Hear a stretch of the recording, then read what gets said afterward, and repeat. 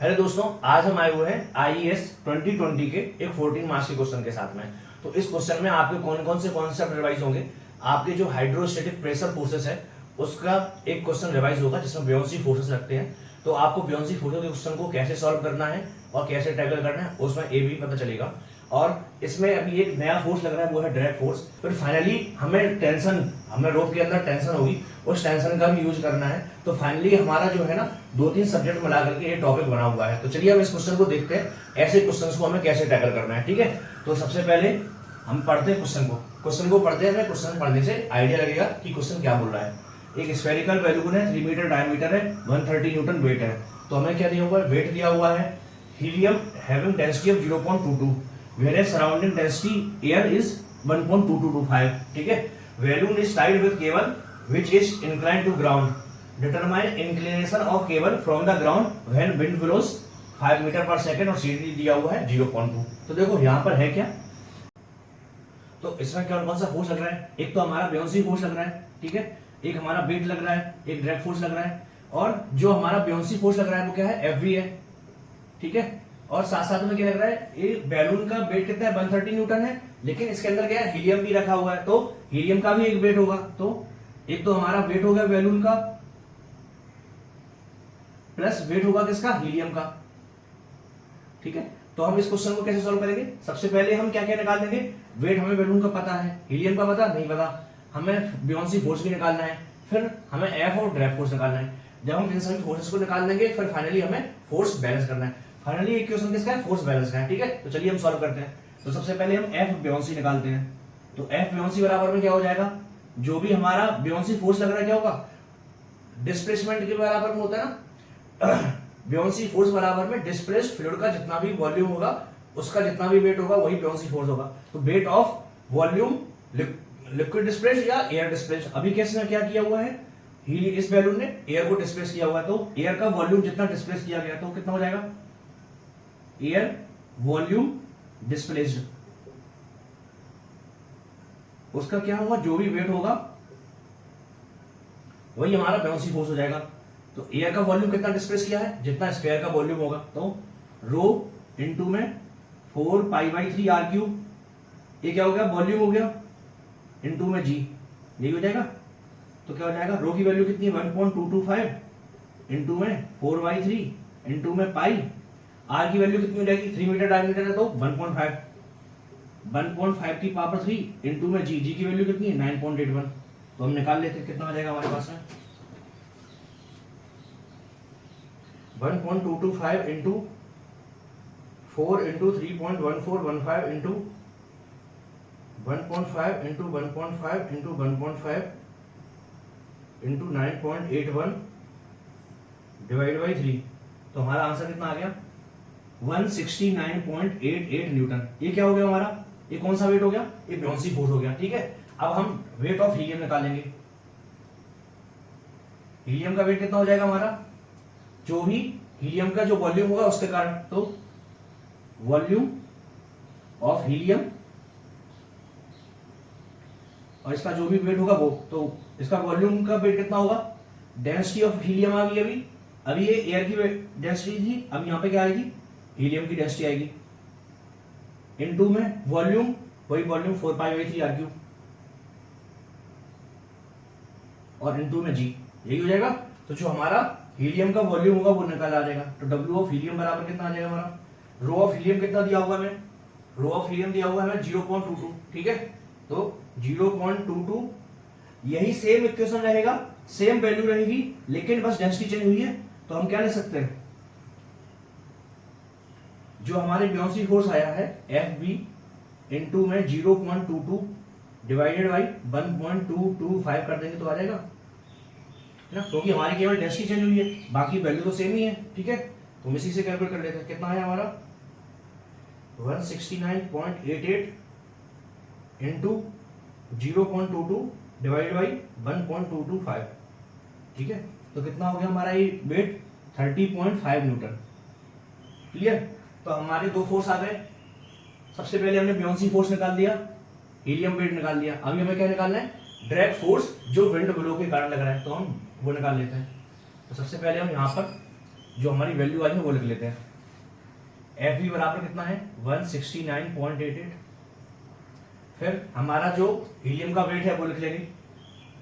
Helium का जो wait है वो कितना हो जाएगा 30.5 न्यूटन, ए बी न्यूटन में है, ठीक है। अभी हमें क्या निकालना है, ड्रैग फोर्स।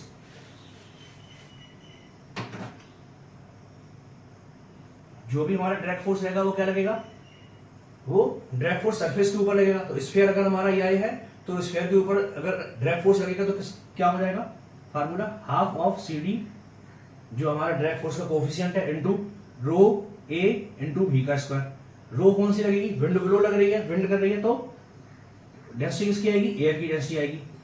अब एरिया कौन सा हो जाएगा, जो स्फीयर का जिस एरिया को ड्रैग कर रहा है कौन सा हो जाएगा, जो सराउंडिंग एरिया, सर्कमफेरेंशियल एरिया, ठीक है। तो कितना हो जाएगा 1/2 into C D, C D की वैल्यू 0.2, सी डी की वैल्यू में दी हुई है ना 0.2 लिख दी। रो एयर की डेंसिटी 1.225, एरिया क्या हो जाएगा π/4 डी स्क्वायर हो जाएगा, तो π/4 d square. V velocity, wind blow कितनी स्पीड से कर रही है 5 मीटर पर सेकंड से, तो इंटू 5 का स्क्वायर, ठीक है। तो हम कैलकुलेट करेंगे, फाइनली क्या आ जाएगा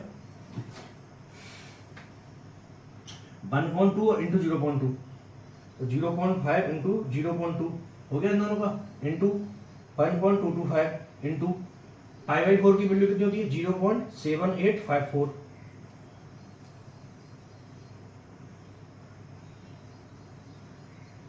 into D square.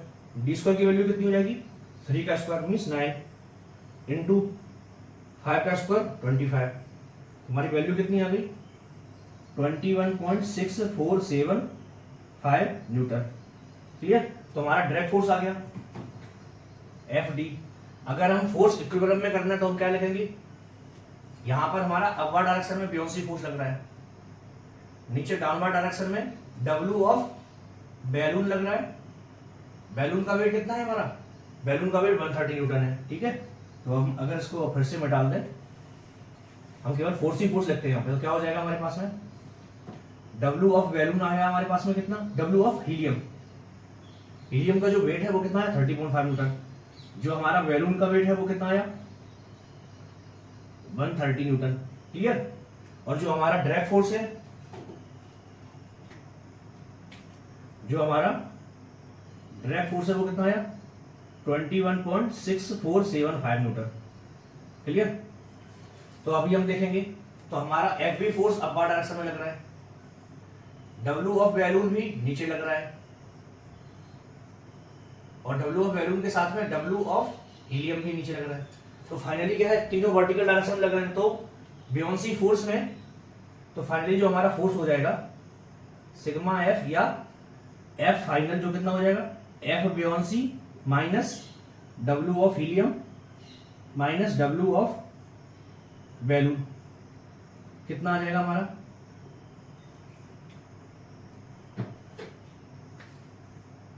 169.88 minus helium का वेट कितना है 30.5 माइनस 130 न्यूटन, बैलून का वेट कितना आ गया 9.38 न्यूटन। ये क्या हो गया, जो फाइनली हमारा वेट हो गया वो, तो हम एक कौन सा किस डायरेक्शन लग रहा है, बियोंसी फोर्स ज्यादा है तो बियोंसी फोर्स की डायरेक्शन लगेगा। तो फाइनली हमारा जो फोर्स एफ एफ वो हो गया, ये एफ ड्रैग फोर्स हमें पता है, एफ ड्रैग फोर्स कितना लग रहा है हमारा, एफ ड्रैग फोर्स ए लग रहा है 21.645 एफ 6475, ठीक है। और फाइनली जो हमारी टेंशन लग रही है वो हमारी टेंशन टी ए है, ठीक है। तो हमारे क्या है, तीनों फोर्स आपस में इक्विलिब्रियम में है, तो यही हो जाएगा। अगर यहाँ पे एंगल थीटा है तो ये कितना हो जाएगा, ये 90 प्लस थीटा हो गया, और ये वाला कितना हो जाएगा 180 माइनस थीटा। तो हम क्या लिख देंगे, जो हमारा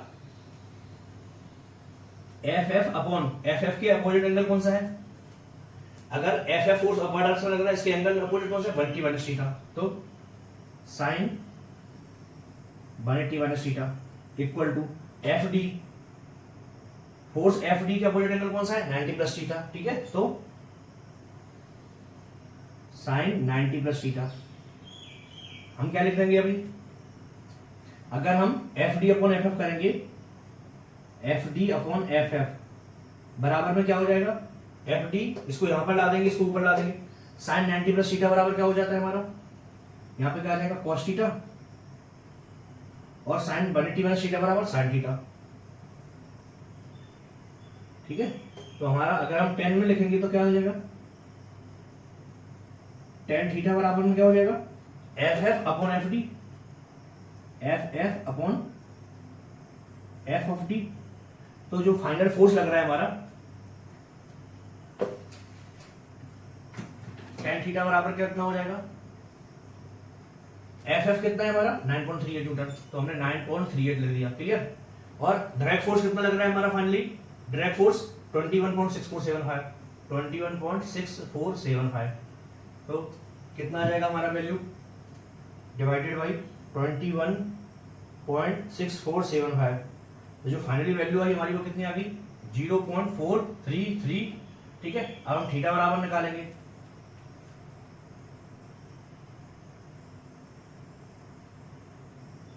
थीटा बराबर कितना आ गया हमारा 23.427 डिग्री। ठीक है, तो फाइनली हमने क्या कैलकुलेट कर लिया, जो हमारा वायर है या रोप है वो कितने एंगल से ग्राउंड पे होगा। क्लियर।